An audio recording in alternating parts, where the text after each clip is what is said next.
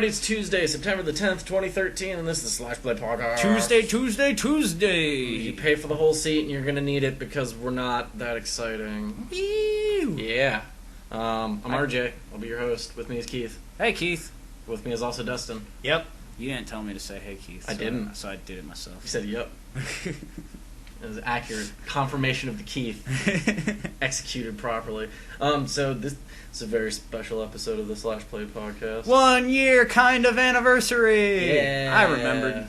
I remembered on the drive here. I was like, haven't we been mundanely talking into a microphone for about a year now? Well, no, but the first time we did it was about a year ago. So. Yeah, that's valid. Technically called something else at the time, but shit's not important. Moving on. So hey Keith, what's up? That was it. That was the important announcement. Was hey. Yeah, that was it. Nothing actually important. No. Just interesting facts. Interesting tidbit. An excuse to go woo. Yeah, an excuse to go. Hey, we're still not famous. Yeah. We're working harder now. Or are we hardly working? I don't know. Go. Anyway, talk about stuff. Stuff. So my birthday was Sunday. Yeah, it was. Yeah, it was. That was fun. So with my birthday loots, bought a new guitar. Nice. Because I do that. It's acceptable. Yeah, well, the band I'm in, we're slowly but surely migrating to using two different tunings, and that's annoying. Yeah, it's annoying if you only have one guitar on stage. Then do you not have a pedal to switch it? No, that's silly. I mean, you can. Well, yeah, whammy pedal and whatnot, but it's not as I don't like it as much. Yeah. You should get a big bucks pedal instead. A big bucks pedal. What does that do? You want big bucks, not whammies. Oh, I get it. Okay. No whammy. Stop. That's the one. That's collaborate and listen. No, the joke already stopped, and now you're fucking killing it. Like Vanilla Ice's career. Snap. But yeah. God, we're enthusiastic this week. Well, I just got done working for 9 hours, and on the way here I chugged a Monster, so look forward to that. Oh, he still smells like French fries. Yeah, about 10 minutes from now, I'm going to be like bouncing off the fucking walls, because I got some news today. Uh-oh. I came prepared. Uh-oh. So that is dangerous. Sweet. You'll notice how I have two Chromes. One of them is for my Facebook, the other is for news. Sweet. Then we might step on each other's Wholly toes. unnecessary. We'll see. I didn't want like 18 tabs open next to my Facebook / the thing that I was going to actually use. Shut up and stop shaking your head. Yeah, it's just easier to switch a guitar on stage than it is to absolutely. just retune. I completely agree. And it's a nice guitar. It's the same maker as my other guitar. Do you have any teardrops on it yet? So not yet. I'm looking forward to it. Oh, okay. Yeah, because I'm just gonna basically sit the guitar You'd be in the my reason lap. for him. No, I'm gonna sit the guitar in my lap and sit on my chair at my computer and just cry about how I'm not famous in anything I want to do.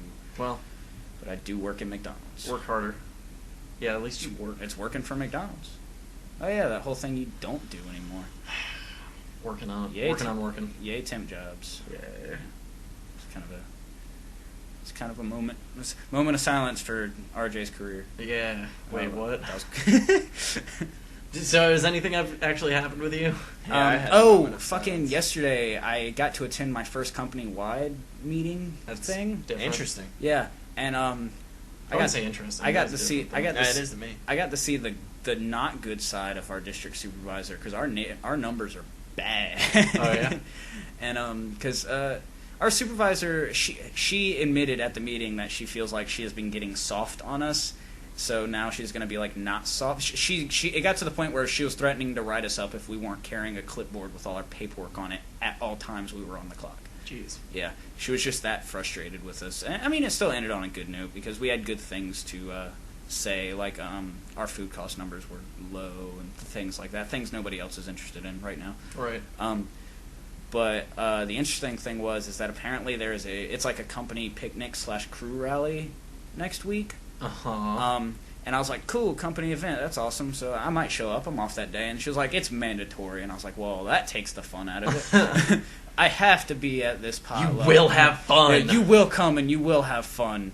We dictate it, so it shall be. I mean, how much booze is there going to be? None. It's a company pick. It's the worst pick, man. Yeah, I'm getting paid for it. Will there be company baseball? Second. Do you get to split yourself up into teams and fight each other? Second worst pick, Nick. Yeah. Although the split yourself up into teams and fight each other would probably go pretty well, considering our company, because we don't have that many stores, so all the stores are relatively competitive because they're relatively communicative with each other. So whenever our mystery shop numbers come up, we have the second best mystery shop numbers in the company. So every time the numbers come up, all the Rocky Point guys were like, did that. And everybody else just like, shut up.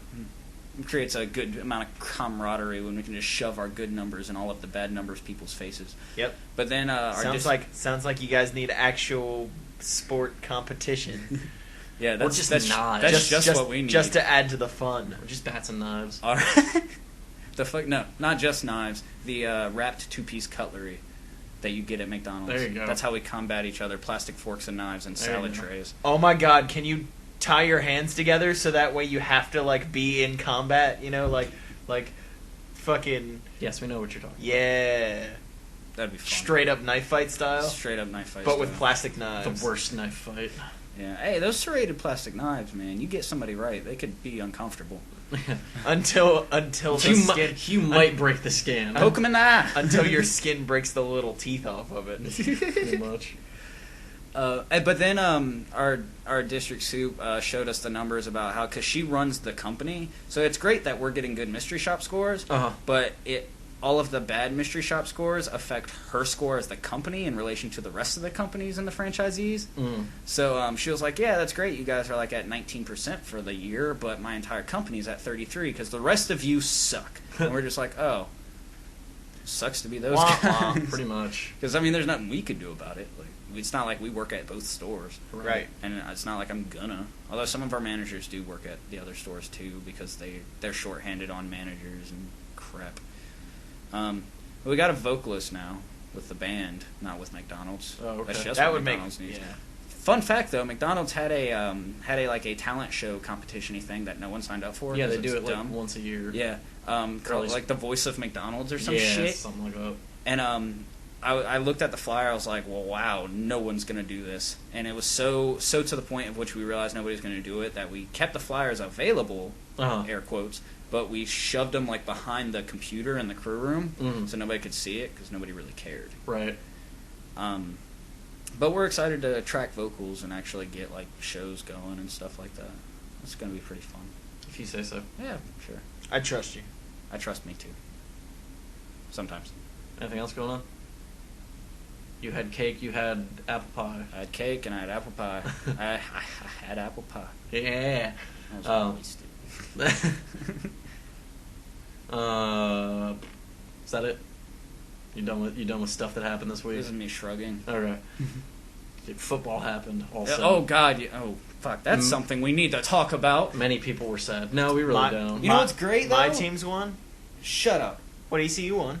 Yeah, good. Everybody in the AFC North, my division, started the season 0-1. So at least the Browns are still in it. Hilarious. Because everyone in my division started 1-0, except the Bills. Because they played somebody in their division. Yeah. That was a lose-lose for you. Yeah. Lose. Yeah, lose. Hey, Dustin, you doing anything this week? I mean, doing anything this week? Have you done anything this last week? Fuck no. Other than watch football and work, that's pretty much substantially what I've done. Technically, you moved in on Thursday. Wow. Yeah. Jesus, I haven't even been here a full week yet. It's like the most compressed week we've ever had, where it's like it feels like nothing has happened, but also feels like it's been. That's really a lot of time. shit that's happening. Yeah, actually, Jesus. What Dustin has done in the past week that what did we talk about? He seems to be. I feel like we've already talked about this. No, we talked about you briefly. We briefly discussed the fact that you were moving in, but now you're in and it's legit. Let me put it this way: there's a real good thing that Keith and I brought news because there's going to be like nothing else going on. This week in the news. No. Yeah, I mean, other than that, I've played a lot of Borderlands 2 because a good friend of ours' live account ends in like probably about 6 days now, and I know you're talking. and he was like, "So you want to play Borderlands 2 for old time's sake, and play some Tiny Tina DLC, and get our characters maybe up to level 60 in the next couple of days for no reason, since I'm probably not gonna re-up because he's probably not gonna get an Xbox One. I can't even.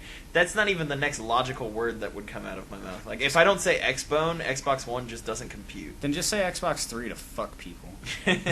Yeah. No, don't do that. You know, Xbox One, the third Xbox. Xbox One, the third. Yeah, Xbone. No. It's just the Xbone. Shut up. They don't get to be associated with Saints Row that closely. Oh, It well, would just be like the third. No. They were on... okay. Nope. Why not? Xbox Trace. Xbox Trace. Oh, I can't wait till we get to like the 50th generation where they have like a PS8, so I can call it the Ocho. You know, that'll... The Ocho! Yeah, and you know what? At the rate we're going, there won't be a PS5, so you won't have to worry about that. Good. Yeah. Not good. I really want to call something the Ocho now. Keith, you play anything? I play anything. Since we're wrapping back around this way. Fucking jack shit has happened with me this week. I've been reapplying for jobs. Oh, fuck. And the one job that I had an interview with called me back and said we filled the position and it wasn't with you. So, yeah. Was that one job on campus? Yes. Oh. Whatever. He applied for like 6 more of them on campus. Actually, so did you play anything? Or are we skipping back to me for... What? Did you play anything? Oh, Video games. Video games. Let's see. How's The Witcher coming? Shut up. I went into Borderlands 2 because I really wanted to play Tiny Tina. Uh-huh. And I was only level 17. So I got to like the first enemy and he like 2-hit me and I was like, wow, I gotta be level 35 for this. Going back to grind. And I grinded for all of 20 minutes and I was like, fuck this. And I went to bed. You should bring your memory card over once. Because I think you might actually be a lot closer. Could. No, I am close. Yeah. I beat the game with you. Yeah, I'm definitely that's what on I level thought. to play Tiny Tina's here. Yeah. I'm going to do that. Because I've seen it played briefly, but I've heard so much good stuff about it, I just need to do it. It's pretty phenomenal. Also, RJ, you finally played the text adventures for Saints Row. You were not enthused. Dude, those motherfuckers are disappointing as shit. Are they? Yeah. Aww. So, like, you know how in the game it does the text adventure, and if you fuck up, and even in Saints Row the Third, you do the text adventure, and if you fuck up, there's funny dialogue, and there's, like, pictures that kind of go along with... Well, with Matt's thing, there was pictures. Even in the last one, there wasn't pictures, because it's a text adventure, obviously. Right. But, you know, there would be commentary and whatever, and fun times to be had. Uh-huh. Yeah, this is like a big blue screen, and it's all about Zinyak, and if you fail, there's, like... dialogue that is written by Zinyak commentating on it, but none of it is voiced at all, even a little bit. Oh, so it's disappointing. It was a disappointment. well, that sucks. Yeah, I was disappointed. I did. One thing I think is interesting to note is I showed Dustin not Tetris.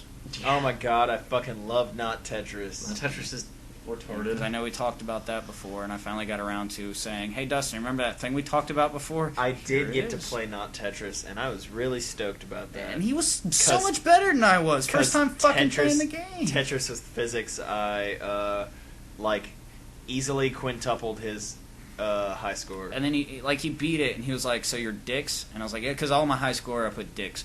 And he was just like, "Okay, dicks," and then typed Joker, and I was like, "Ah, you fucking." Like, you get to be asshole, and he's like, nope, gonna do this other thing. Yep, I told him to be asshole. Still an asshole. To be fair, I don't think asshole would have fit.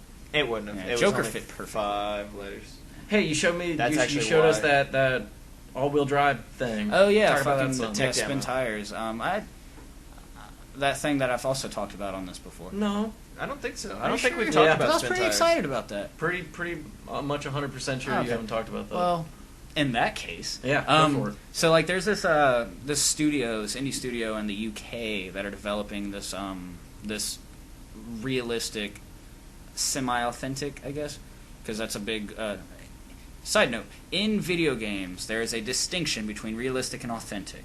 Just so we're aware, Battlefield is not realistic; it's authentic, and then bringing it back in. So what? No, what makes not, it? What makes it? damn it. What makes it for Don't the care. audience? What makes it authentic versus realistic? because the shit that because you're a bullet sponge with regenerating health. That's not realistic. That's authentic. And authentic in the way that I'm speaking of is that Battlefield, the studios that developed Battlefield, actually went out of their way to record like live gun sounds and live vehicle sounds to give an authentic sound and feel to the game. So what you're saying is it makes the game feel like it's real, but there are dynamics to it that make it not realistic. Right. Whereas a game that is realistic could be wireframes, but as long as it operates properly, it is more realistic. If you got shot in the head. Right. A realistic representation of a game doesn't necessarily have to look or sound as good as the real world, because, I mean, obviously it's video games. But an authentic, something that's going for a more authentic feel of, like, the sound and structure of the army and explosions and stuff like that. A lot of studios, like a more realistic depiction would be, has anybody played America's Army 3? No. Negative. America's Army 3 was it's a free-to-play competitive online shooter. They're making another one of those. Are they? Yeah. Sweet. I used to play the fuck out of third one. Just play the fuck out of 2. It's realistic in the feel. It's more realistic than other games in a similar genre based off the fact that you get shot like twice anywhere that isn't the head and you're dead. You get shot in the head, you're fucking dead. Yeah. And when, say, your battle buddy gets downed and stuff like that, like he gets tapped in the leg, if you get shot in the head, you're dead. But like if you get like tapped a couple times in the leg, you fall over and you can still kind of crawl around, and then the person on your team can come up and heal you up. But the way he heals you is the training, the tutorial, so to speak, is basically like a condensed basic training, right? Where you have to qualify with your rifle to learn how to shoot. You have to go through a combat life-saving class to learn how to heal, all that kind of stuff. Sit there and watch slideshows. Yeah, and you got to literally sit there and watch a slideshow. What? And but I mean, America's Army 2 did the same thing. Mm-hmm. Gotcha. But the way you heal your buddy in an actual game is if they got shot in the leg, you come up and you have to do the procedures that were taught to you in the class quick time event? Heal his leg. Kind of and not.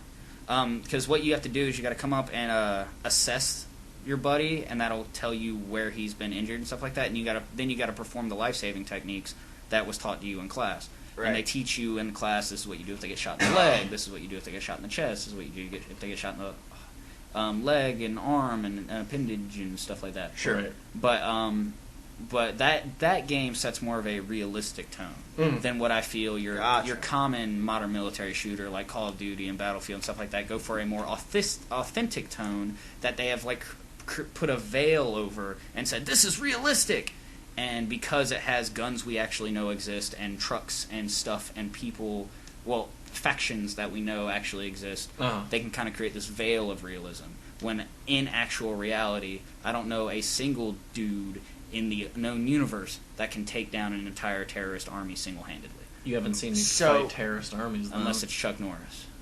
Well, you are no Chuck so Norris. how does that relate to the racing aspect? And spin tires. And spin tires. Yeah. So we're gonna bring it back in. Like you see more of authentic. Like let's take and more authentic video game like Dirt. Like Dirt. Dirt's a good example. Okay. Because Dirt, they do really well at replicating the feel of the vehicles, the look of of off-road racing, the models of the vehicles, all that fun stuff. That they put a person in your car that says, right, 3, ahead, 50. They actually have the caller when you're actually in rally racing that basically memorizes tracks, looks at a map, and just dictates the turns for the drivers and stuff like that. That creates a really good veil of authentication. And then in the second one they had like your sick Mountain Dew truck where you got to like walk around and look at posters and hella medals. Oh yeah, that's super authentic. Yeah. In the realm of driving games, Forza and Grand Theft Auto more try to find that middle ground. Gran Turismo? Or Gran Turismo, yeah. Excuse me. No, I agree, Grand Theft Auto 3. Realistic car physics. Can't even say that with a straight face. Because especially when I put in that code and my tires went sideways and I would fly around like a DeLorean. Sweet. From the second movie. Super realistic. Totally realistic. Games like Gran Turismo and Forza try to create a realm of realism, as well as authenticality, especially Gran Turismo dudes. The Gran Turismo guys are nuts. All right, I think if we fully define this, talk about spin tires before so spin tires, spin your head out the fucking door. So spin tires is definitely taking a more realistic approach that not a lot of people have seen with off-road driving, not necessarily racing, just off-road driving in general. It's not in the tech demo yet, but the parts that I will discuss in a second. But for now, in the tech demo, there's a what's the word I'm thinking of? The terrain deforms. Mm-hmm. Deformation. Yeah, well, yeah, that. But I was thinking of a different word. Which now erosion. No, definitely not erosion.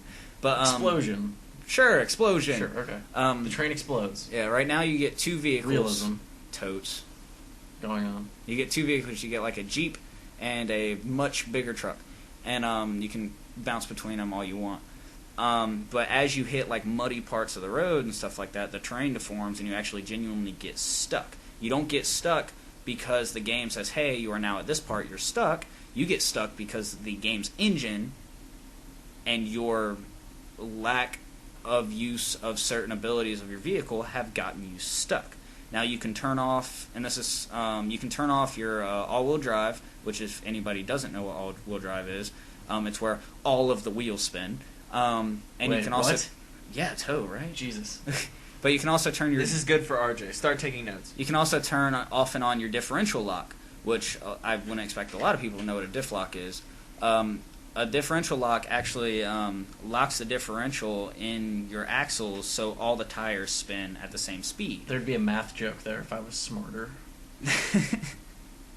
When you're not using a diff lock, you whatever tire has the most traction is the only one spinning.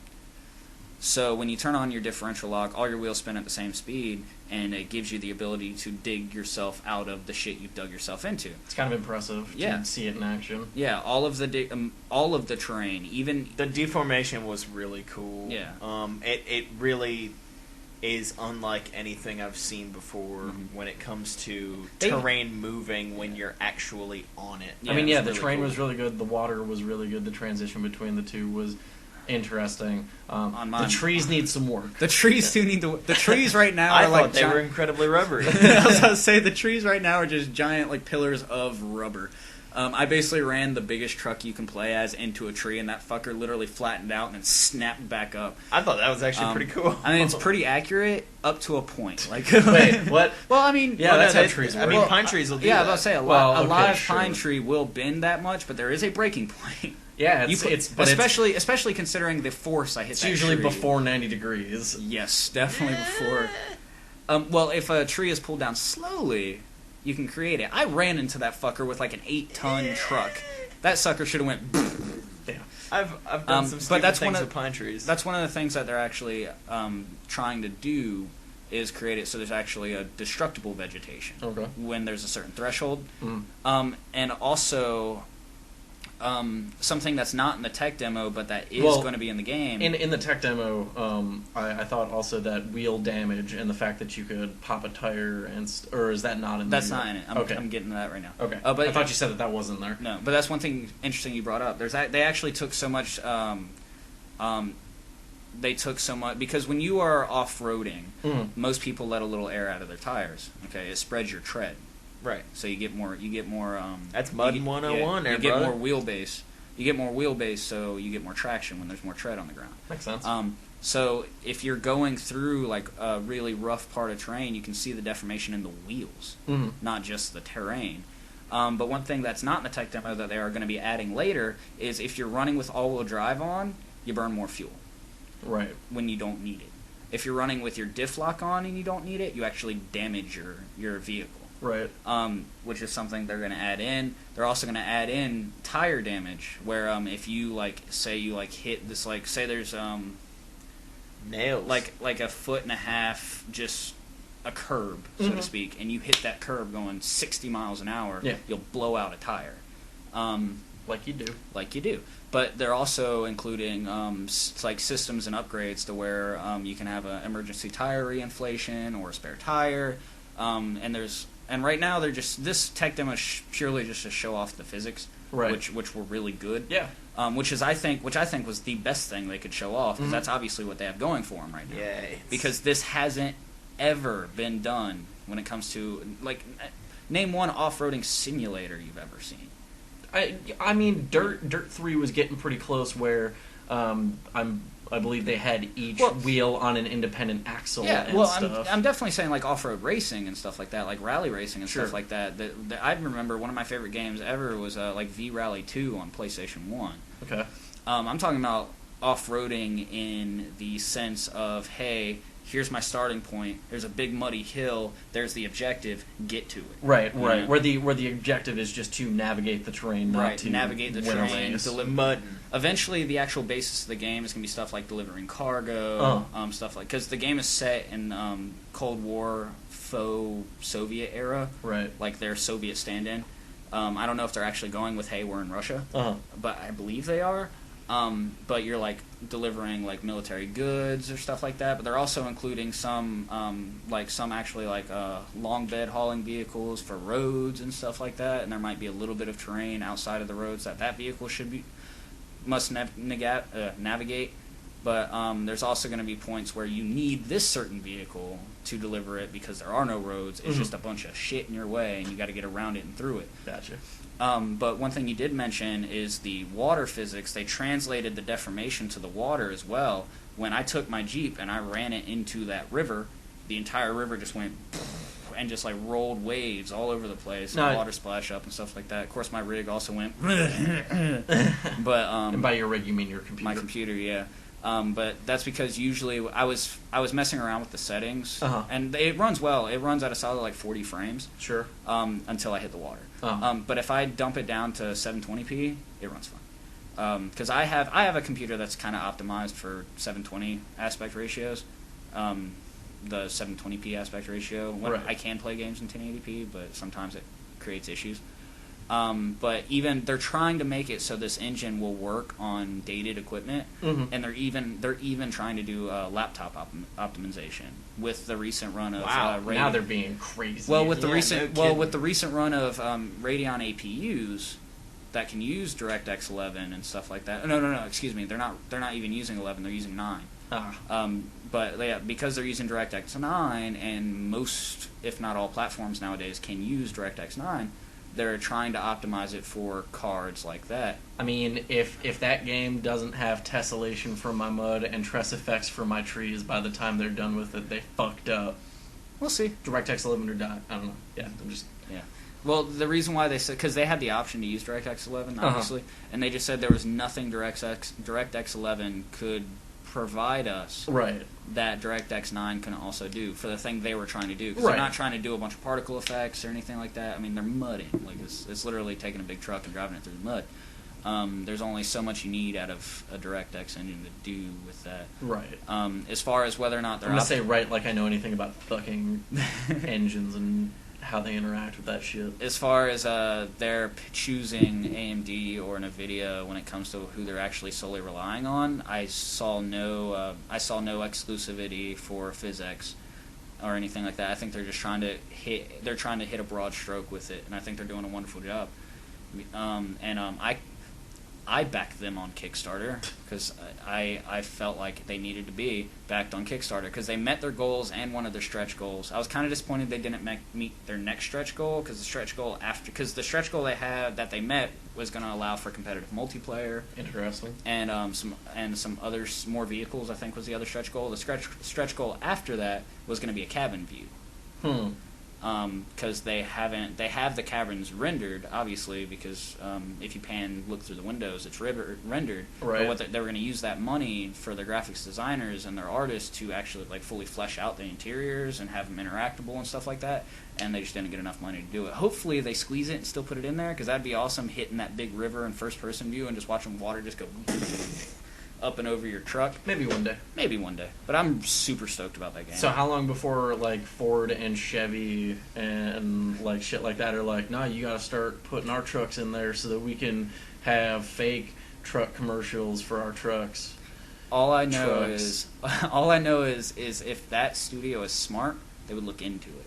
Because you know how much? Because I have a feeling Chevy and Ford and other truck manufacturers would just be like, we'll give you lots of money. Like iRacing, but for pulling shit out of the mud. Right. and then we will fund your project if you make it a Ford exclusive. Co-marketing dog, get on it. The only problem is the setting they're creating probably wouldn't lean to that very much. Well, not to mention that it's a British studio. Like, there's Ford in Britland. I mean, just not Ford trucks. Oh, they don't fit. They're Ford trolleys. The Ford Transit, the van. Hey, get a 4-wheel drive like Transit Fiestas. there. Fuck it. Fiestas are like giant cars over there. Anyways. Yeah, but I'm really because that fits in kind of the vein of games I play. Things that like are incredibly obscure. Yeah. Weird shit. Keith be finding that weird shit. Play anything else that you want to talk about that you can think of? Nope. Okay, so I finally played through the Stanley. What the fuck is this? Stanley's the Stanley Parable. Yeah. It's a mod that came out in like 2011. Mod for what? The Source engine. Oh, okay. It literally doesn't even need Half-Life. It just needs the Source SDK to run. Cool.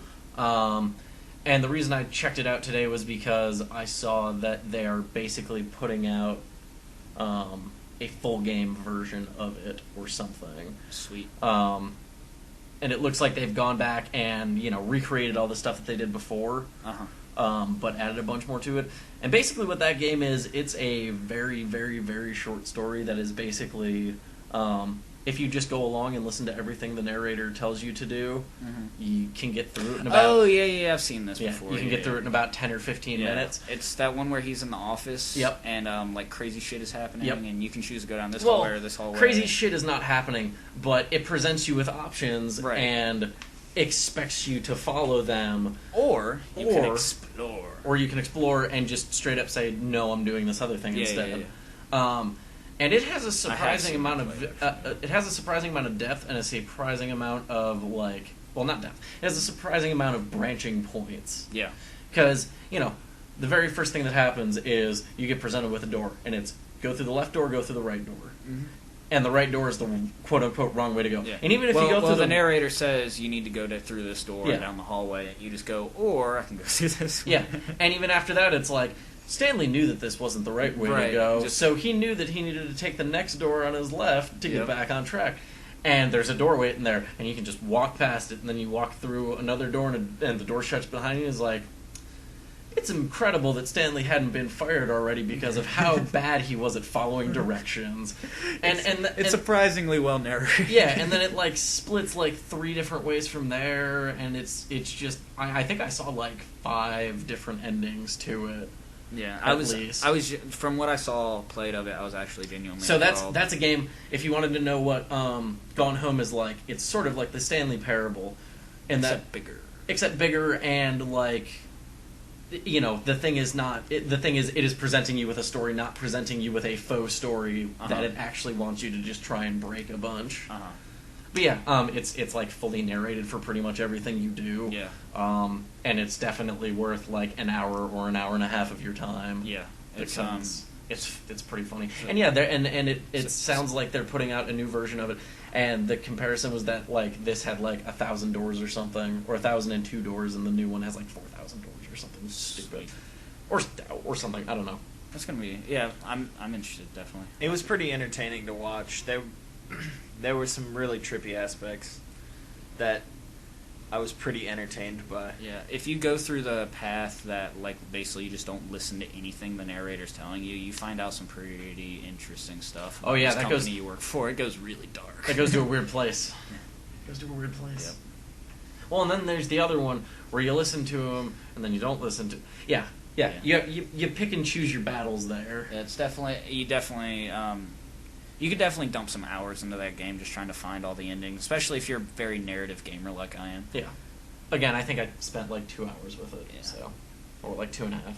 It's good stuff, dude. Largely worth my time. Yeah. So, what? Yeah. What you got? Yeah. So interesting note. Sony. Is about to launch in Japan a redesign of the Vita. Interesting, because you know what they're not launching in Japan? What? The PlayStation 4. Oh yeah, they pushed that back. Yeah, to February. February, yeah. Ah, that sucks. Yeah, no. PS4 has an official launch date. And all right, let's talk about the Vita thing, and then we'll get back to the PlayStation. Okay.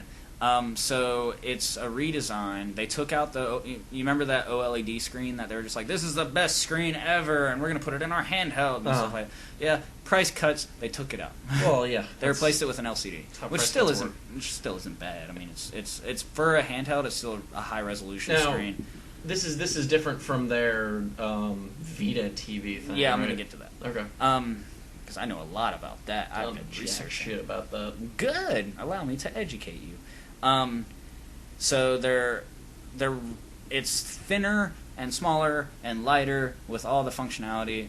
Different screen. It's obvious. It's gonna come around the price drop of the Vita. I think they're launching it in November in Japan, or something like that. No, November's for the Vita TV, but it's gonna be. It's just a console redesign, kind of like the same thing they're doing with what. Nothing going. This kind of like the same thing they're doing with they did with the PSP when they made the PSP Go, but this is different because it still supports actual like cartridge gaming. You can still put the Vita cartridge in there and play the fucking system. But this is coming with, I think it's, if I'm not mistaken, it's either a gig or 4 gigs. I want to say a gig of onboard memory. So you don't have to buy one of their obscure proprietary memory cards. Unless you want to download unless you want to download the games. But they're changing the charging port to micro USB. So from what? From their proprietary. From their proprietary. Okay. So I'm seeing house like friggin' house fucking tampering and shit on the horizon, because that's obviously going to be part of their data exchange. When it comes to like exchanging data. You're talking about people just cracking that thing open? Yeah. Between people, like when they like data exchange between like your PS3 and your PS Vita and stuff like that. Mm-hmm. And but I see home brewers like plugging that in through their computer and spending hours just making it their bitch, like they did with the PSP. Well, people have started to crack that open. Like for the longest time, like people have, because you can't capture off of a Vita, right? Yeah. But people have cracked those things open and like proprietarily just on their own like soldered shit in there that lets you output video. Yeah, the dev kits for the Vita had HDMI out, right? But the finished product didn't. And actually, a lot of people were kind of bummed about that because the PS Vita has really, really high fidelity when it comes to a handheld. So people are like, they were just like, I want to play this on my big screen, right? So people, like he said, did like go in and like basically solder and out and video out into their Vita so they could play it on their big TV, because those games just look good. The Vita was kind of a catch-22 where it was one of those things where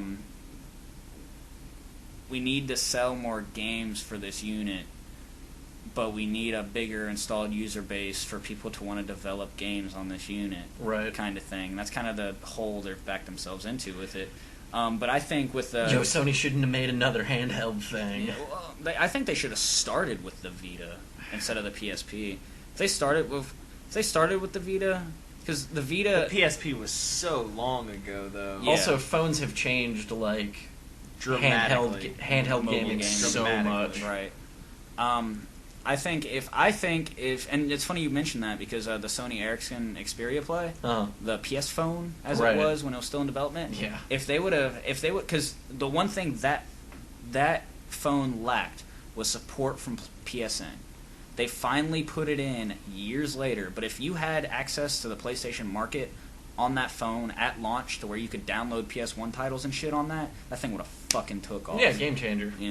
But maybe not taken off because people really like their iPhones, but it would have done so much better. It's one of those things where, hey, why do I have to go and get this like buggy emulator and go through this like backdoor process to get my PS1 games to work on it? Because the emulators didn't have. You had to basically kind of finagle the controls to get emulators to work with them because they would recognize the inputs from the buttons, but they wouldn't recognize it on the spot. So when you installed the emulator and stuff like that, you had to kind of finagle it to get it to work right and stuff like that. And sometimes half the ROMs wouldn't work on the emulator and stuff like that. And because it didn't have, because it was still technically a PS1 game, but it didn't have 4 triggers, you had to put the triggers on your touch screen. So in order to like hit R2 and L2, you had to go up onto the touch screen, stuff like that. Yeah. When they started porting PS1 games to the PSP, they redid the controls because it was a true port. Redid the controls so it was streamlined because you were lacking 2 triggers. Right. So if they had that same support on the Xperia Play, because I have a lot of PS1 games bought on the PlayStation Network when I had a PS3. So if they would have put PlayStation PSN support while I still had that game and allowed me to download those games on my phone, I would have played the fuck out of that thing. Because I had an Xperia Play for a while, and you remember. Right.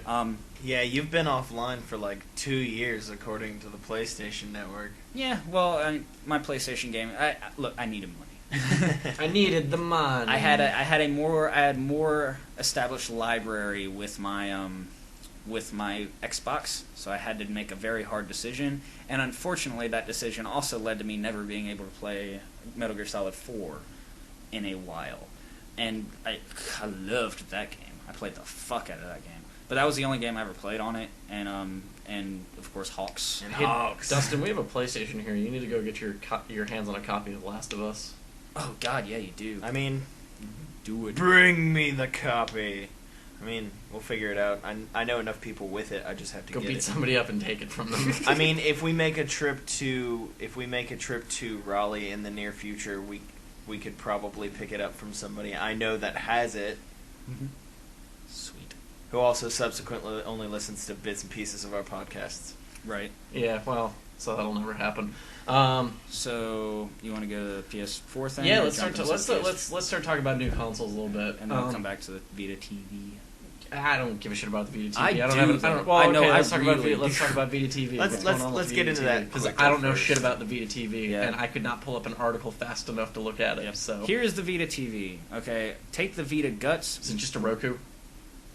Like an Ouya? No, a Roku's like a streaming box, like it Apple is. TV or Boxy Box. Well, yeah, that's why everybody was just like when they first said, "Hey, Vita TV," they're just like, "Oh God," like a stream box, you know. Here's the thing. But wait, there's more. There's but so wait, much more. There's more. It's $100 if you already have a DualShock 3 controller. Okay. It's $150 to get the controller with it. Clearly. So you get like a $10 discount on a controller. Yeah, roughly. But here's the thing. It ain't terrible. There's a port to put Vita games in it. And full integration with the PSN network to play your PS1 and PS2 games on it. And it streams all that shit. And it's a remote play box for your PS4 once that launches. So say better than a PlayStation Vita. You can't play the touchscreen games on it. Who gives a shit? Until the new DualShocks come out and they've got a touchscreen and then game changer. Oh yeah. But here's the part I found most interesting was the fact that if you want to play a Vita game, or you want to play a Vita, or you want a cheap console. Also, tell me how many of those Vita games actually took advantage of the touchscreen. Not many. Yeah. So yeah, like say you have a copy, or you've always wanted to play the HD remakes of the Metal Gear Solid series, or the various other HD remakes they've put on the Vita, but you don't want to spend $250 on a Vita. You buy $100. Fucking Vita TV, and you basically have a Vita that plugs into your humongous screen, your humongous TV. Right. And but the coolest thing I saw, so you said you could play your PS1 and PS2 games off of it. Did you say streaming? I'm getting to the streaming part. But it also so you can play those off of it, but it also does like television streaming. Yeah, like you can watch Netflix on it and all that cool stuff. Okay.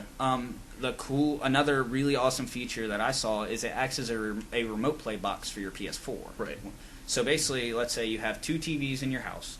You got your big one that you have all of your consoles plugged into, and then you have like a TV in your bedroom or something like that. You have the Vita TV on your bedroom TV, and you hit a button, it turns on your PS4 in the living room, and you play your PS4 using the Vita TV as a bounce box, essentially. So I see that as being potentially cool. I could also see there still being like lag issues. The one thing, and that's one thing, because they got the Vita part figured out, because they're basically putting Vita guts into another box. Right. The part they're working on the hardest is making it so they don't have to downscale during streaming, and so it doesn't create interruptions, you know, because that feature to me, I was just like, that's just really cool. It's basically like having a PS4 on two TVs. Yeah, it's essentially having a PS4 with access to the entirety of your home. You just don't have to fucking move it around. Yeah, you don't have to move the PS4 around. I gotta pull my power cable, which is surprisingly, cord,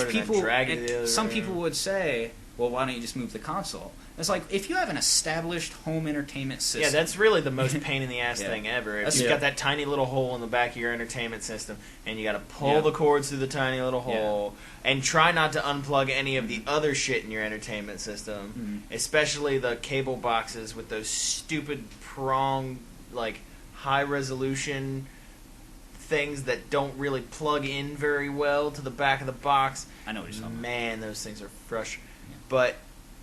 yeah, no, fuck that. Stream that shit. Yeah. And if they can get it to work... Eloquently stated. Thank you. If they can get it to work the way they hope it will, I think it's gonna... I'm glad they're trying to go, hey, they're doing the, hey, Microsoft, we see what you're doing, and here's something we're gonna do that does it differently and good as well, kind of thing. What's Microsoft doing? I mean, they're making... that. Not only is the Xbox One a wonderful video game console, but it's also your cable box. Oh, right. I think I heard something about that. Yeah. When they initially made it the one entertainment piece you'll ever need for the rest of forever. You know why that doesn't concern me? That's fucking watch cable. That's just this fuck is also cable. True. I mean, when I get it for free, well, included in the rent. Yeah. Fuck cable. Fuck cable. Because I've always wanted a Vita. I've always wanted a Vita. But I just never could bring myself to spending the money on it. But with this price drop coming up, I might look into it. But also, if the Vita, I don't play portable consoles around. I don't. So what you're saying is what you really need is a Vita TV, a DualShock 3 controller, steal one of his, and a portable DVD player. And then you basically just have an overly large Vita. Yeah, exactly. And another... I just realized how ridiculous that is. It's like the pictures of this is my camera video phone, where it's just a giant phone with a camera and a video taped to it. Yeah, no, that was not a good idea that I came up with. It was really funny. I saw the form factor of it next to the DualShock 3 controller, and this thing's tiny. Small. It's really tiny, really small. We saw the... saw it earlier. It's like a wallet. But what what also makes me excited about it is it's kind of taking the same route that the Ouya is, where it's like, hey, a cheap, affordable video game console for a gamer, but except it's an actual video game console. It's an actual video game console with a library and access to the entire PlayStation Network's library, minus the PS3 games. Which I wouldn't be surprised if they upgraded it at some point to where you can stream PS3 games on that. I think cloud processing later. I was going to say, I think... okay, so you are streaming the PS1 and PS... you are downloading. You are downloading it. So does it have internal storage? I think it comes with internal storage, and you can upgrade it with not proprietary storage docks. Okay. So yeah, I mean, it's going to take so long to get all of those PlayStation games emulated because the cell was so different on the PS3. Yeah.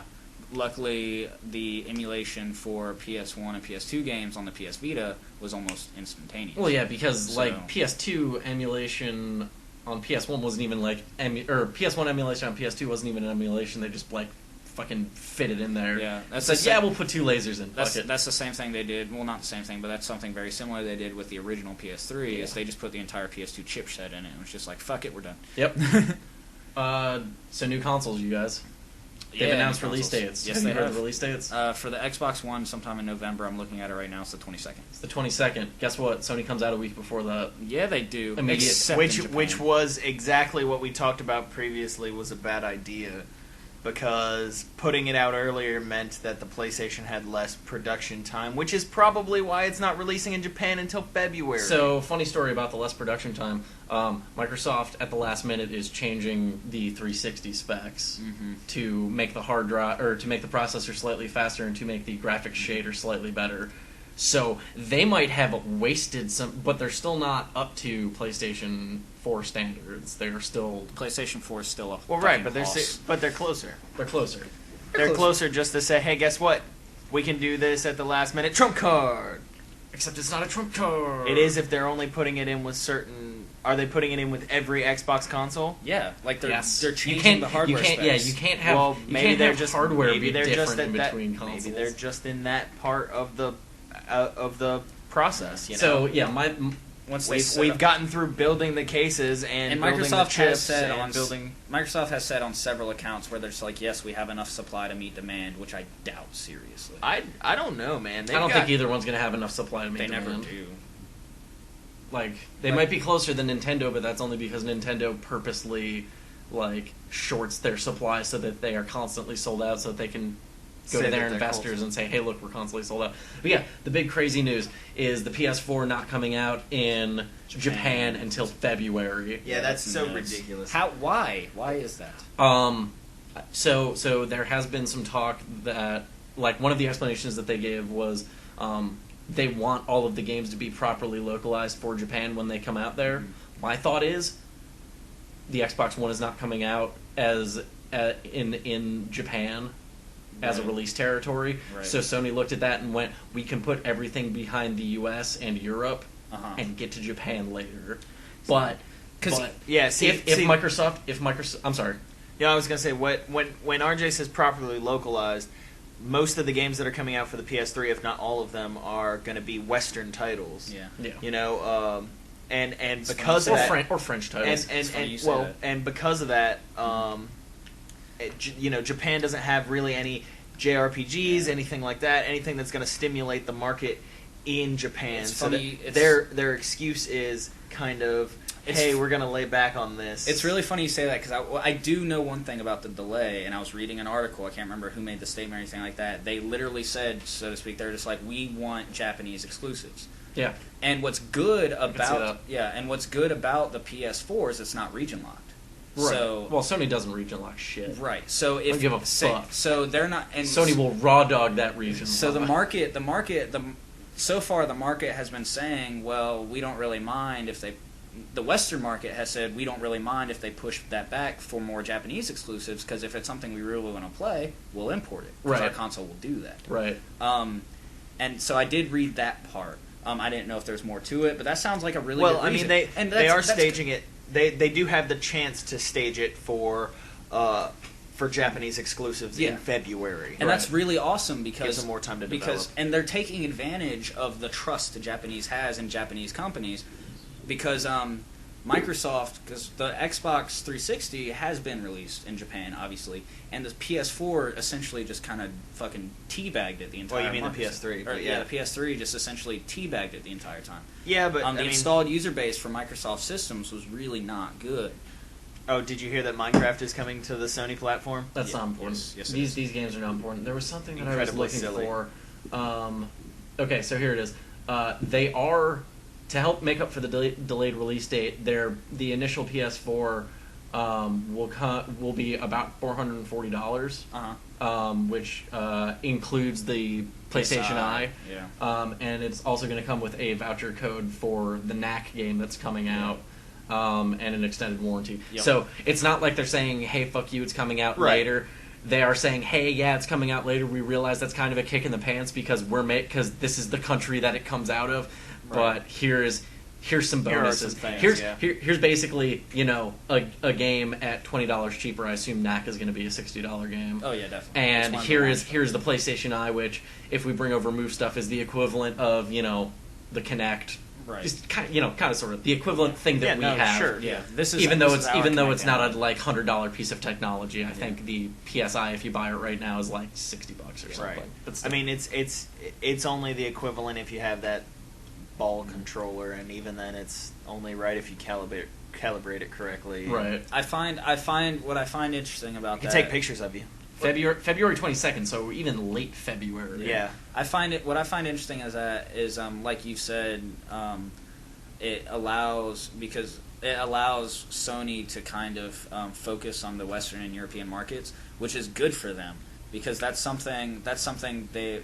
Past the PS2, that's something they struggled in. Right. Because the PS3 did well in Japan, and that's because the Xbox and Xbox 360 did not. Well, yeah. So, so the one thing that could potentially happen that I don't think is going to happen is if Microsoft swoops into Japan and says, "Hey, we can put consoles out here before you." Maybe they could win some of the market, but Japan is so loyal to Sony that I don't think that's that's going to be a problem. The only, I mean, Japan's so loyal to Sony. Sony put out a goddamn console a year later last time around. And Japan was still like, yes, this one and not that other thing. Yeah. And that was the exact opposite happened here with the launch of the PS3, is because by the time the PS3 was launched, there was such a good installed user base for the Xbox that it created some issues. And when Microsoft came out with the original Xbox, I mean, people got on that shit. God, is the American-made console, do it. Is the bump from Xbox One really 1.6 gigahertz to 1.75 gigahertz? Yeah. Yep. Those numbers are really low. And, like, they upped their terramaflops. Actually, no, I too. saw... Terramaflops. No, I thought it went up to, like, 1.8. No, sorry, because that's what the PS3's or the PS4's at, is 1.8. I believe so. Yeah. I can probably find it somewhere. They pretty much did a 50% in between where they were and where the PS4 is. I think the reason why that won't really bother them much is that's literally just them adjusting the clock speed of the processor. Yeah, and hoping they don't burn out, and hoping it doesn't completely fuck their system. Well, maybe they've got a jet blower on that sucker this time. Yeah, it's the right amount of glue. Yeah, that's pretty interesting.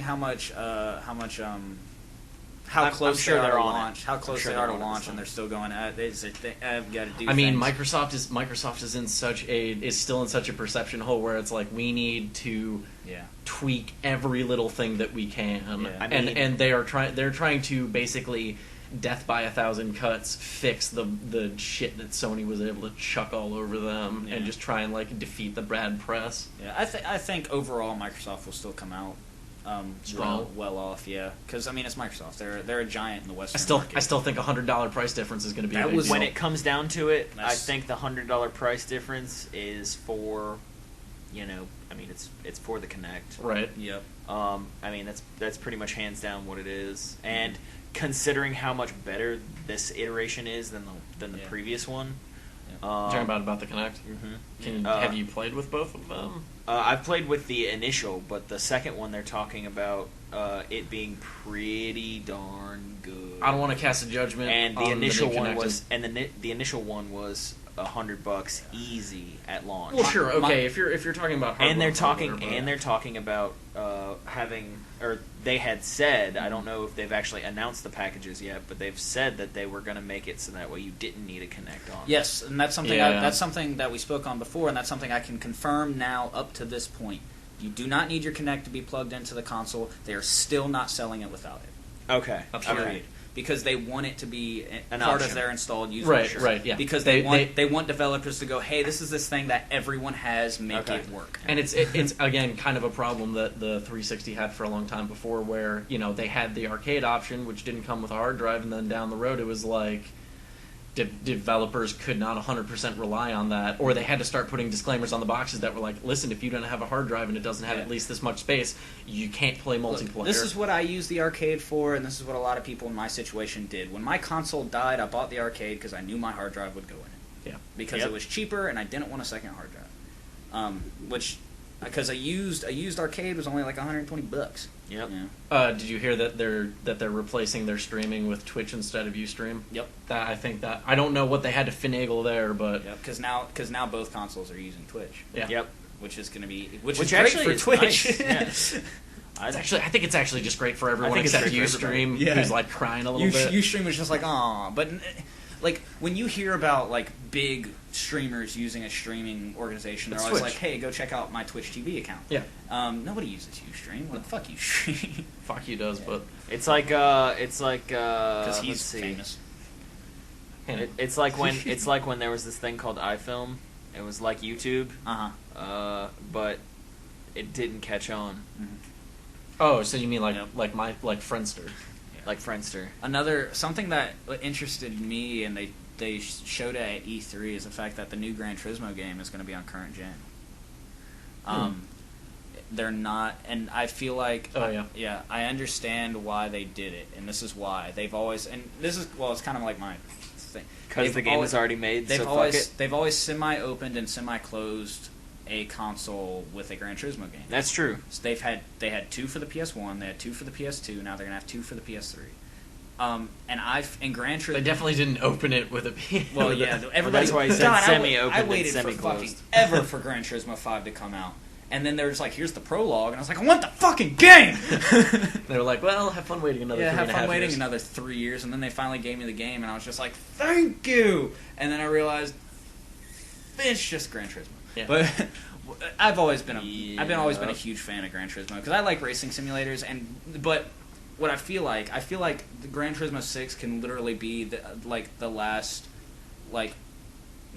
hoorah for the PS3 because quite possible because racing simulator games have always been really good at. Hopefully it'll be better than what Gran Turismo 5 was. Yeah. Hopefully they're not scanning the bottom of Matchbox cars this time.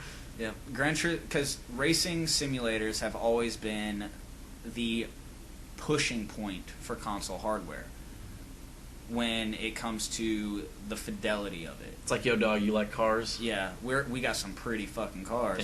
Yeah. Because don't look at our grass textures. Because what blew me away is watching E3. I was watching the new Forza footage for the Xbox One, right? And then at the Sony conference, they're like, "Here's Gran Turismo 6." They're pretty comparable, and this is old hardware, right? You know, fucking Gran Turismo 6 looks really fucking good. Well, as far as the cars go, Gran Turismo has always looked good. It's the don't look at the snow, don't look at the oh god, don't look at the snow. Yeah, because one of the big things they were pointing out at and this might come across strange considering how much people put into racing simulators when it comes to how they look and stuff like that. Uh-huh. But Gran Turismo or Forza, the new Forza at the Microsoft conference, their biggest push point was just like, look at these, we have actual corners versus just a bunch of polygons put together to create a corner. There's like, hey, we have actual like rounded off corners and stuff. Like the wheel looks like a wheel and stuff like that, and you can see the tread and stuff like that. Look, tessellation. And it was just and it was just like, who looks that hard? Because another one of the big things at the Microsoft conference was they showed a red dot aperture sight for a weapon, and they're just like, see, it's actually round, and I was just like, dude, I look at it for 2 seconds when I bring my sights up, and then I bring the gun back down. That's actually kind of cool, though. It's great. Things like PCs have been able to do for 4 years. Well, right, but that's what I'm saying. They're doing something. They're doing something right. They're moving towards the present. This might also be the year where people see a marked decrease in fucking console sales, where it's just like, yeah, I had to wait long enough, and I have this thing called a PC now, so you should start putting games out for these too. Which also except it won't happen because there aren't enough people who are capable of actually building it. They can play on one all day. Not necessarily true, I feel, because of but no, I do see that because building a PC is kind of a thing where you just got to know what you're doing. Yeah. Even if you hire somebody to build it for you, the second that sucker gets anywhere close to having a hiccup, and if you don't know what you're doing, you know, it's a lot different than a console. Yeah. But is meant for if your console has a hiccup, it just dies. Exactly, but that's when what your I'm saying. PC has a hiccup, you can try to fix it. Yeah. Maybe. Yeah. If you notice it, and it doesn't become like an aneurysm. It had a hiccup, and then its brain cell exploded. So hey, here's an interesting thing. Call of Duty, Ghost, Assassin's Creed 4, Black Flag, or Watch Dogs. If you buy them on the PS3, you can then buy them on PS4 you can upgrade for a significant discount. Is what that says. The significant discount they're discussing is only like $20 or $30. Really? Yeah. I thought it was going to be like a $40 discount. I thought it was like you buy it over here and then you get it for like $20. That's what I'm saying, like $20 or $30. Like you buy the new one for $20 or $30. Okay. Yeah. We were discussing the fact that a significant pretty fucking significant. Well, a significant discount to us means over 50%, not 50%. And you know what's over awesome? 50%. Especially because they more focused on Call of Duty Ghosts when they were talking about this. Sure. Is because they want people to move over to the fucking new consoles. And when they move over to the new consoles, as long as you bring your PSN ID with you, all of your rank, levels, unlocks, everything comes with you. Yep.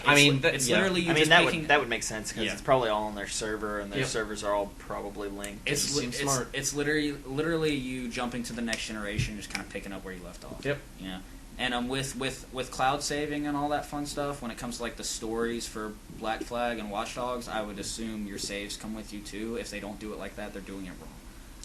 Yeah. I mean, I think at that point it depends on whether or not you've got cloud saves and shit. Right. If you're saving online. That's an interesting thought. Yeah, if they don't do that with story-driven games like Watch Dogs and Assassin's Creed, or maybe you could import it via USB drive or something, some sort of external. Yeah, because it doesn't say you can do that on the Xbox. Yeah, that's something I'd look out for. Because with Call of Duty, I know plenty of people that play Call of Duty and never touch the multiplayer. Yep. So as long as the multiplayer carries over, which it will, they confirmed it. That's fine for Call of Duty. Right. But for games that aren't multiplayer-driven. Well, Assassin's Creed is pretty multiplayer-driven at this point. But yeah, they've done good with their multiplayer. Their multiplayer is actually pretty fun. They've done some fun things with multiplayer. And Watch Dogs, they sure do look like they're trying. Mm-hmm. So that I think that full integration will be the actual point where it's just like, yeah, this is a really good thing to do, versus just waiting for you to get your PS4 and then just buying the game on PS4 and just skipping the old generation. Exactly.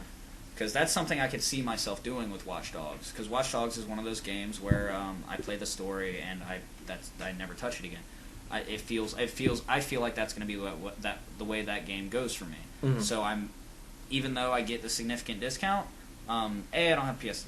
But if I did, I might just skip it on PS3 and wait till I get my PS4, just to ensure that when I start playing the game, at no point will I have to restart playing the game. Yeah, dude, that sucks. Yeah. I got like halfway through Assassin's Creed 3 and then my fucking like save files got eaten or corrupted or something, and then it was like, hey, start over, and I was like, hey, nuh-uh. No, not playing this ever again. That's what happened to me with I mean, maybe someday, but not now. With my Red Dead Redemption file, I got all the way to the very end of it. I had beaten it, but I was motivated to 100% the game because I loved that game. And it was the first game. It was a solid ass. It was the first game I ever wanted to 100%. So I started doing all this other stuff, and then one day I came back to play the game. I booted up my save file, and it started me. And my save file wasn't even corrupted. It started me at the beginning of the game on my save file.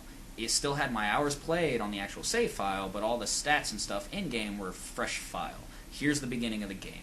I fucking frisbeed my hard drive out the window, fucking frisbeed the Red Dead Redemption disc out the other window, and I sat in my bed and pouted like a 3-year-old for like 2 hours. I was so pissed.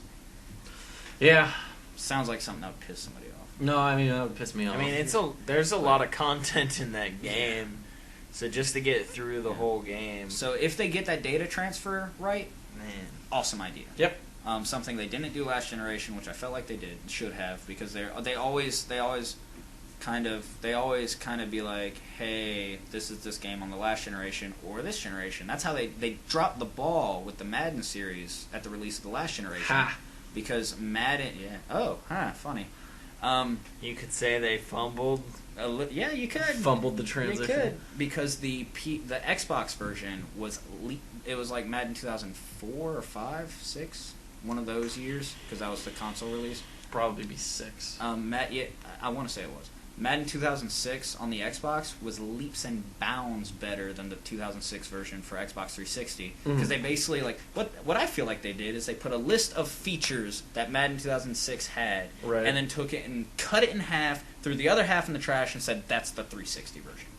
You mean that's the original Xbox version? No, that's the 360 version. No, it was better on Xbox. Yeah, it was better on Xbox. They fucking hacked and slashed and gave you a bare bones Madden launch. No, I think I remember that, because they didn't even have like good announcers or anything. And, it was a radio announcer. It was like ESPN radio or some shit that was blaring, and you couldn't create a team or none of the stuff that made Madden good. Right. And it was very last minute. It was. That's what it felt rushed. They were just like, we want a football title on next gen. It looked okay. It definitely looked better than the Xbox version, but when I went to my buddy's house, because he bought an Xbox on launch, because he's crazy, a 360 that is on launch, because he's crazy, and that was one of the titles he got with it. I went over to his house because I was like, oh my god, 360, I want to play it. And we booted up Madden, and we both played like halfway through a game, and we're just like, is this it? We literally turned the console off, went and played NFL 2K5 on his Xbox. Nice. Not only did we jump systems, we jumped franchises. We were so disheartened. So it was not a good first experience. That, and because the other game he got with it was Perfect Dark Zero, not a good first Xbox experience, first 360 experience for me. left a very sour taste. No, you had to wait like the month or whatever, and then get Oblivion when it came out. Yeah, because Oblivion was a pretty solid launch title. Well, or a pretty solid title. Pretty solid, close to launch title, rather. Pretty solid. It was in the Wii U launch window. Yeah.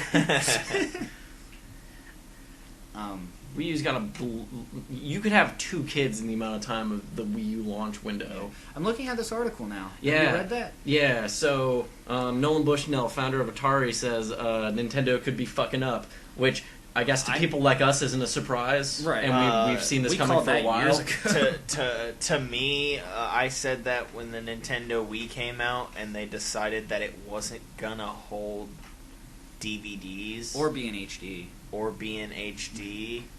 I was like, you can't. That's dumb.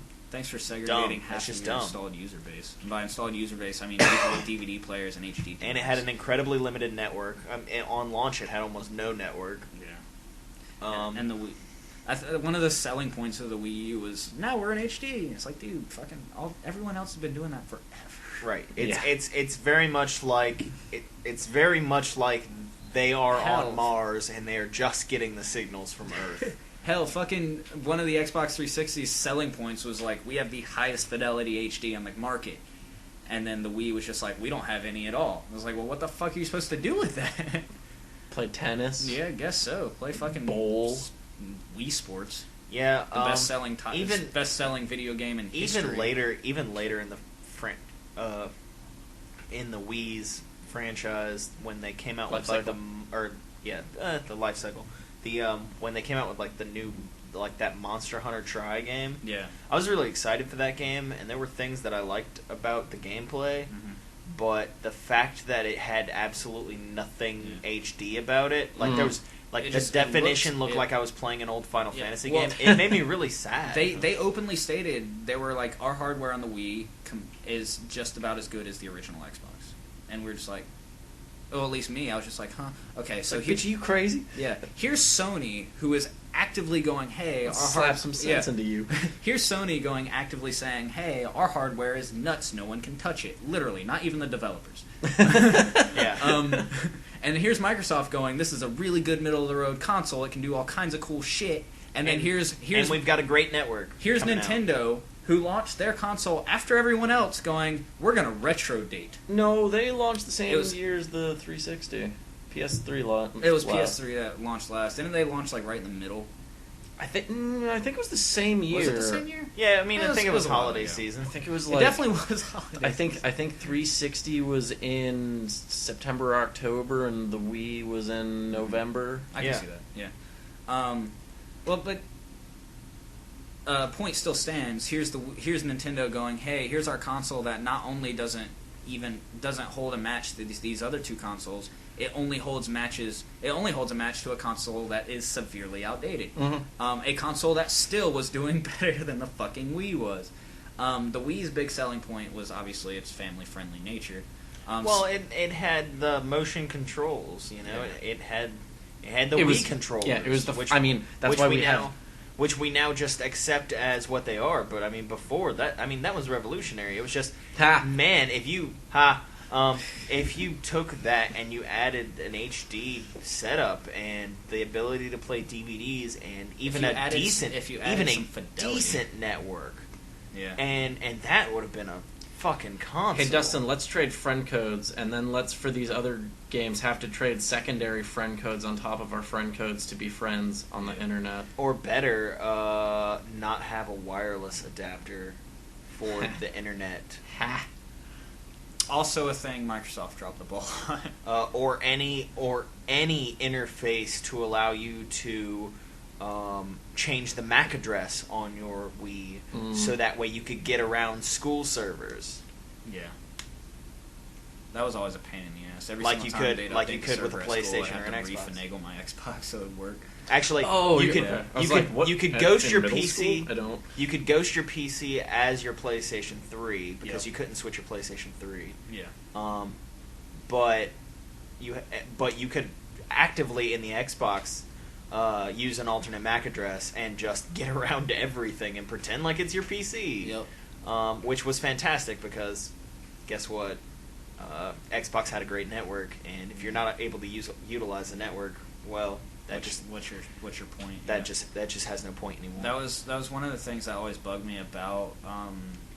Because I think Nintendo tried their best to do some good things with their network, like offering the like classic titles and stuff like that. Because classic titles for online networks are really good selling points. But that didn't come till later. Yeah, that didn't come till way later. That's something that PSN has always had, like when it comes to pure network. Oh yeah, because Sony has obviously had a much larger library over the years because the PS1 was out well before Microsoft even had a console. Nintendo 64. Yeah. So what PlayStation Network was able to do, they literally stepped back and said, "Hey, we know our multiplayer experience is kind of par/subpar, but do you want to pay? You can pay like $2 to play this, to basically nostalgia trip for a solid amount of your time." Actually, more like 20, but yeah. Yeah. Well, no, like because I bought Final Fantasy VIII on the PlayStation Network for $5. Looked like crap because I had a 1080p TV, but man, you can actually change those games to where they play in the old resolution. Yeah, and that makes them look way better. Yeah, you know what? Also, one thing I also will tip the hat to for fucking Sony, their AV and power cord has been the same every generation. Yeah, and it doesn't require a brick. Minor tweaks. Like the one it didn't require a brick. One minor tweak is. Are they going to have a brick this time? Probably. It's going to draw a lot of power. Yeah, external power sources are the right move for. Although the slim PS3 still never had an external power, and it still performed really well. Yeah, that's the one I have. Yeah. But between the only change was between the PS2 and the slim PS2. The power cable, instead of it being like a square and then a round part, it was just two round parts. But you know how you can super hack that? You take a knife and just shave the square down. Which I did, because I lost my power cord for my slim PS2, but I still had my one for my original PS2, so I shaved that sucker down, plugged it in, still worked. Nice. And the AV cords, since the PS1 never blew up, have still been the same. Because I lost when I was moving back from Greenville, when I was moving to the apartment in Greenville, I lost my AV cord for my PS3, but I knew I still had my PS2 when at home. So when I made a home trip, I grabbed it, plugged it in, worked the same. Yep. And then because guess what? It's the same. Because I was using my HDMI cable for my Xbox at the time, and I didn't want to switch them around. And then I finally just stopped playing. And then I finally got new component cables for my Xbox to where I could run HD through component, and then I switched my HDMI over to that. But that's something I tip my hat to Sony for doing. Because if you lose your shit, you don't gotta pay for more. It certainly makes the development of the console just that much quicker. Yeah. That's one thing that always bugged me about quick throw to Apple. When Apple released the new iPhone 5 and changed the charge port, it's like, hey, if you lose your charger, you can't use your iPhone 4 charger. You got to go buy a new $50 charger. Yep. It's like, thanks for money grabbing, guys. Not like the old one didn't work. not like the old Apple didn't do the exact same thing. Yeah. So yeah, long story short with this story is I think Nintendo is on a slippery slope to becoming Sega 2.0, except at least they can still... People don't hate Mario games like they hate Sonic games. Well, and they've also got more than one character. Well, hold on. Before you make that point, moment of silence for Sega Dreamcast. Because that was what? Yesterday Yesterday was 13 years ago. Actual moment of silence. Alright, that was a moment. 14 years, yeah. Never forget. That's tomorrow. I mean, oh yeah, yeah. You're a dick. That's why you're the one who said it. Hey guys, it's Tuesday, not Wednesday. Not Wednesday. Glad it's not Wednesday. So Steam is go up to Steam trades. Steam's initiating this new Steam trading thing where you can trade stuff with people even if you're offline. Yep. Here's the it basically sends a trade request in your inbox. So think about how in sports games you can put people up on a trading block and it'll just auto find stuff for it. Yeah. So this only works with your friends list, but if you can find something that's compatible, it'll just do it for you. Yeah. Oh, wow. It's like, hey, I want to trade this for this. It puts it up on a block, and then your friends can say, hey, I want to trade this for this, and then it neat and that kind of thing. One thing I am interested to talk, I guess that one thing I am interested that was kind of I don't know if they're actually doing it, but it was kind of alluded to, is a Steam trade of actual like titles that you can like lending, where you can lend your title to a friend, and it'll shut you down to not have the ability to play it. But if you bring it up to where, hey, this is originally your game, so you basically recall the ability for them to play it, and then you can start playing it again, and then it shuts it down for them. Man, I wish I had that on my discs. Then I'd be able to find like all the games that I'm fucking missing. Yeah. Because assholes keep taking them and not bringing them back. Yeah, I don't lend my games. But I found that really cool because there's always been is pretty cool. There's always been plenty of games on Steam where RJ's just like, "Hey, have you played this yet?" And be like, "Nah, but I don't want to." But I don't want to buy it because it's not like I can borrow his copy of the Steam game. But now I may be able to in the near future. And you don't have to. Everyone doesn't have to buy it at that point. You can just lend it out real quick. Yeah. It's like if RJ wanted to play Thief, I've got all the Thieves. Yeah. So do I. I guess jumping back to the Xbox One real quick, the GPU clock speed also went up from 800 to 853. Oh, cool. And then some stuff about teraflops. Teraflops. This one's actually a lot closer because it's going up from 1.33 to 1.84 compared to Sony's 2.0. Well, rumored 2.0. Rumored 2.0. Yeah. So Grand Theft Auto costs a lot of money. It cost them over $200 million to make. Yeah, $267 million purportedly. Reportedly. Wow. That's not counting the lunches they didn't take. So that means that this game is the most expensive game to ever be developed, including Star Wars: The Old Republic. Oh wow! By like $67 million. Well, if anybody has the money to do it, it's Rockstar. It's Rockstar. Yeah. Because they're rock stars. So there's this thing that I have a little bit of a problem with that says. Some analyst said, "Oh yeah, that game will probably sell 25 million copies over the first year." So I don't first fiscal year or first 12 months. Oh, okay. I don't think that's totally crazy. I think the fact that I don't know if it's the person who wrote this article or what said that directly relates to 1.5 billion in revenue. And I'm saying, if you think you're going to sell 25 million, that's fine, but don't expect to sell every single one of those copies at $60. Yeah, definitely not. Well, not just that, but like, it's not taking into account the GameStop sales where people are going to sell their game back and then people are going to buy it for cheaper because there's no profit at all made to the actual developer that and way. They don't count that in their statistics. I think a more interesting. I mean, how many copies of Black Ops 2 were sold in the first year?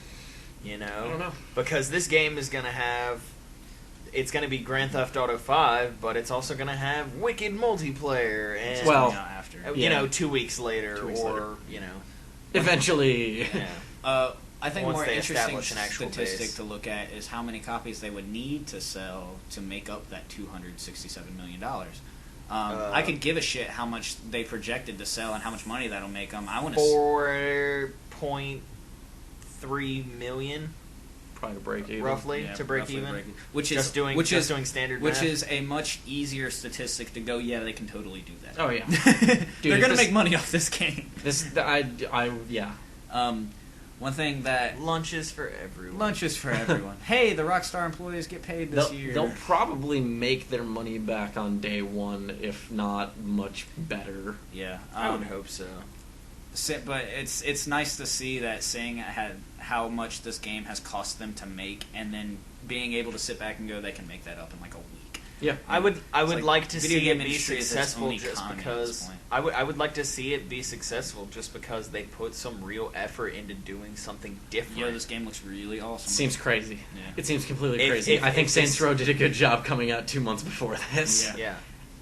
Because Grand Theft Auto 5 is definitely a juggernaut. Yeah, the only thing I'm sad about is the not simultaneous release on PC. Yeah, there will be a port. I refuse to admit that there won't be, because there was of Grand Theft Auto 4, and if you do it with 4, you're gonna do it with 5. So I guess a couple questions there. Are you gonna wait until new consoles come out to play GTA 5? No, I'm gonna wait till they port it to PC, which will probably be sooner. I feel like that's a hard question to ask, considering none of us have any of the consoles pre-ordered. That's a lie. My PS4's been pre-ordered. Oh, okay, okay. Keith has a PS4 pre-ordered. Okay, so assuming you could get your hands on a new console Would you I wait? put my pre-order in late, so Amazon basically sent me an email, and they were just like, "Hey, you won't get yours on launch." And I was like, "Oh." They're like, "But we're shooting for December." I was like, "Oh, fuck you guys." Hey, Christmas present. Yeah, I think one I of have the till other December to pay it off. one of the other people that I saw is like, "Hey, September or January 5th." Yeah. Big thumbs up. Yeah, there you go. Because in order to get your PS4 on launch for an Amazon pre-order, you had to have pre-ordered it Probably 2 years ago. I was gonna say probably like 6 hours after they opened registrations or something. Yeah, basically after they're just like, "Hey, you can pre-order now." If you didn't jump in that 30-second window, you're fucked. Yeah. Yeah, which I'm actually interested to see what Microsoft's... Now I feel like me saying December was kind of a little bit of a overzealous on my part. Yeah, maybe. Because I might be looking at February, which, hey, I'm in it with the Japs. Let's do it. I feel your pains, man. Yeah, Bioware got a new CEO this week. Finally, after Ray and Greg have been gone for a year. So that's just an announcement talking about that. Yeah. I think this is interesting. That the Q2 2013, 61% of game sales were digital. I can believe that. I can easily believe that. That's what I was saying. But I'm trying to figure out how they do their numbers. Do they count? Increases in digital format spending offset nearly all the losses from the declines in physical format spending. One thing that I'm interested to know is if they include the sale of the Microsoft Indie part of the arcade section. Well, see, that's what I'm thinking. I would assume so. See, that's what I'm thinking. If that's the case, you're talking about all the Xbox Live now, arcade is games. this for PC all sales? Of them. This is for games. everything. This is for games. I think PC sales have gone up in general. Steam sales killed that because I was gonna say PC games have gone up. The summer sale was Q2. I think that was Q3. Are you sure? Yeah, I think we're still in Q. No, I think we just got out of Q3, and the Steam sale was in July, wasn't it? No, that would have been Q2. No, Q2 goes from March to the end of June, or at beginning of April, end of June. 3-month chunks. Well, then I'm curious to see Q3's analysis. So this article does point out that there are fewer. There weren't a whole lot. SKUs. I was gonna say there weren't a whole lot of good releases that were physical games in those months either. Because a lot of I can't honestly off the top of my head. I haven't bought a game in a while. Well, yeah, I mean, it's thinking copy. back to what came out between April and June, and those are dry. Yeah, those are dry months. And I mean, it's everything. It's everything before E3. Last of Us fucking come out during that? Yeah, but that's one game. That's one game. But that was it was a killer app, but that was one. It's game. one gigantic game. Oh. You can't skew the entire. Was it in June or was it in July? I think it was in May. I don't think that one title can offset the entire sales of an entire library of games. Right. Not to mention, digital is probably also considering cell phone games and just any digital media game. Did that count? I need to know what sales. I need to know what they use. Because if they counted App Store sales, no fucking shit. That's all I gotta say. That's what I'm saying. Because the amount of people that buy shit on their fucking iPhones nowadays, Last of Us came out June 14th. Okay. There you go. So the very end of June. So by the time they got through those 2 weeks, it probably wouldn't have skewed it even remotely. Yeah. I mean, there were a lot of people who picked it up. Did you mean the very end of that quarter? Dude, the first week definitely said the very end of June. The first week is where you're gonna sell most of your shit.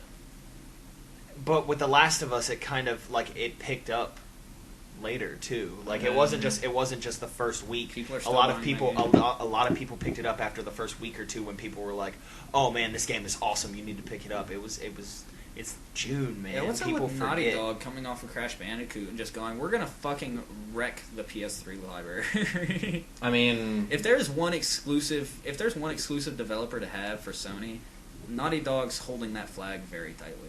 Is Naughty Dog they're owned by Sony. Are they? Yeah. Are you sure? I believe so. Crash Bandicoot. I'd look it up real quick.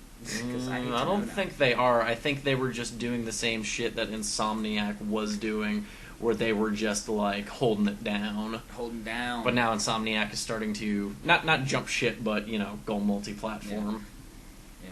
It's where the big bucks are. You know something that's kind of weird that I ran into that I found kind of interesting? Go on. Titanfall, that humongous AAA title coming out for next generation. Uh-huh. Yeah, it's on a Source engine. What? It's on the Source engine. What? It's on the Source engine. It's on the what engine? The Source engine. Isn't that thing coming to PC? Titanfall? Yeah. I believe so. Okay. Well. Yeah. I found that really interesting. That is. It's like that's a huge title to be running the Source engine. Huh. Well, if you use it properly, they reworked the fuck out of it, but it's the Source engine. Interesting. Yeah, it's nice to see the Source engine can still be relevant. Hey, well, Valve, I mean, the Source get on Half-Life 3. Listen, Source engine, saying that is sort of is like comes with some unexpected weight because the Source engine that like Half-Life 2 came out on is not the fucking Source engine today. Well, that's what I was saying. Like, it's still possible. Hey, Half-Life 3, make it happen. Like, yeah, Valve is one of the few companies that doesn't like, hey, this is Source Engine 2. This is Source. It's like, no, it's just the Source engine. Yeah. It is a living organism. Mm-hmm. Look out, you've got some growing on you. And what's nice about if correct me if I'm wrong, but I believe I will. Yeah, I believe if You'll if you use like current builds of the Source engine, the current builds of the Source engine will still run like Source engine mods and stuff like that. Yeah, probably. Or do you have to have certain builds of the Source engine? See, that's something other engines don't. I would think that if you had the newest version of the Source engine, it would certainly run the older versions. Yeah, like older version, like the Stanley thing. Just like I would a patch. assume so. Yeah. Because I feel like that's something a lot of other big engines don't do. I can't imagine obviously other engines don't use like engine exclusive mods, not necessarily like a game mod. It's a mod of the actual. The other thing is that to the best of my knowledge, the reason that people call this this is Unreal 3, this is Unreal 4 is because they completely scrap it and build from the ground up. Right. Like they stop working on an old engine and then it's just done and you can modify it from there. Right. But they're working on something brand new after that. Which is really funny you say that because all the engines that all the Call of Duty games have been on have been like new versions of these engines or proprietary engines, and they all still do the same shit. Yeah. There's not even you can't even remotely tell that it's on a different engine. I think they use the Frostbite engine. No, that's yeah. No, that's yeah. What the engine do they use? Yeah, because Battlefield runs Frostbite. I don't know. So I guess one more quick thing to wrap it up.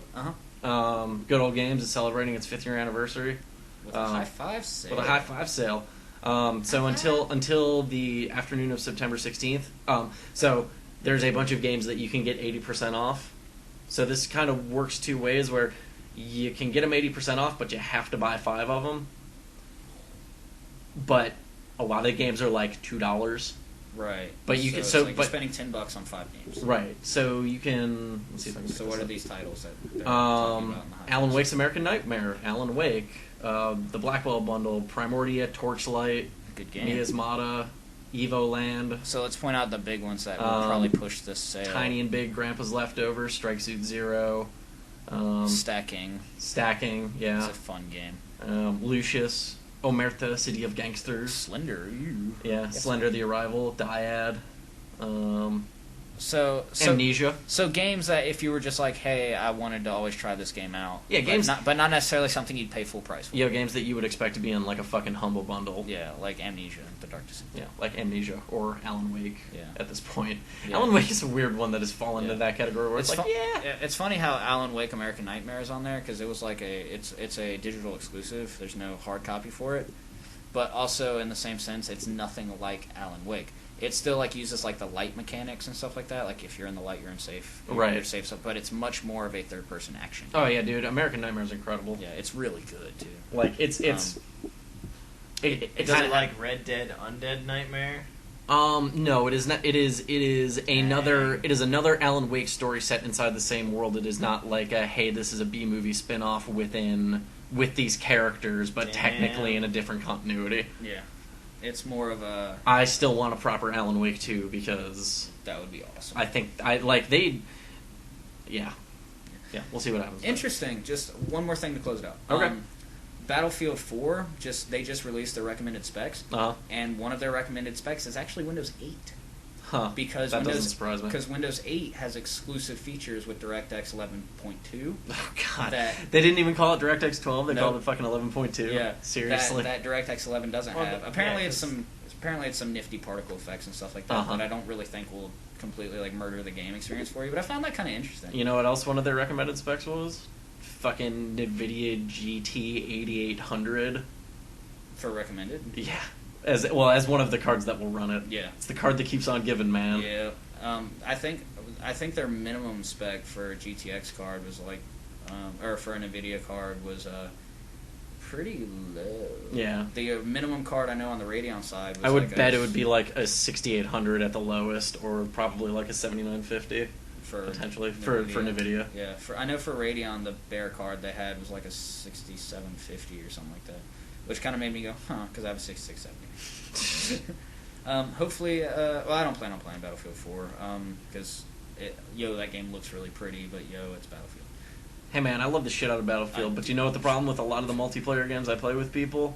You play them for like a month, and then it's like, oh, okay, so we're doing something else now. Yeah. I've had a couple staples. One of them was StarCraft, which I paid for, and then Dota.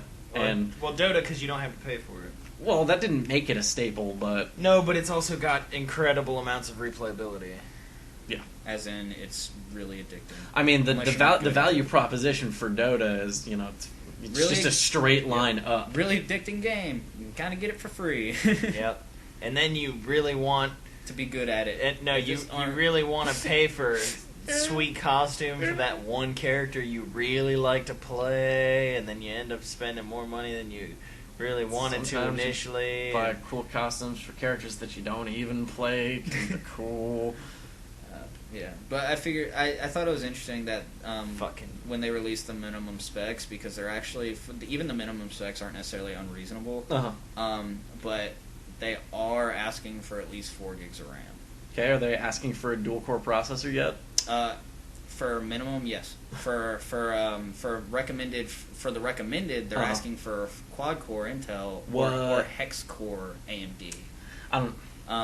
But my comment to that and a lot of other comments was like, let's see if they can get cross threading right for once. Yeah, really. Step 1, do that shit right. Yeah. Step 2, we will talk. Yeah. Step 2, I'll consider it. Yeah. But that's all I got. That's all we got. So this has been the Slashplayed Podcast for this week. We're going to be on Fuck You and Friends again, probably while you're hearing this. So maybe tune into that. Yeah. Or it'll have happened already. Yeah. Or the world will be a burning husk because it's 4.6 billion years from now and the sun has exploded. And you happen to run into this part of the internet. Fuck yeah, this part of the internet. We are the best part of the internet. Yeah. But this has been fun. Yeah. So we'll catch you guys next week. So bye, guys. Yeah, I'm going first. Fuck you. You know what I was about to actually say, Dustin? Say goodbye, Dustin. Yeah, that's actually what I was going to do. Yeah, well, guess what? Now you just look like an asshole. I am an asshole. Fuck you. Say goodbye, Keith. Goodbye, Keith.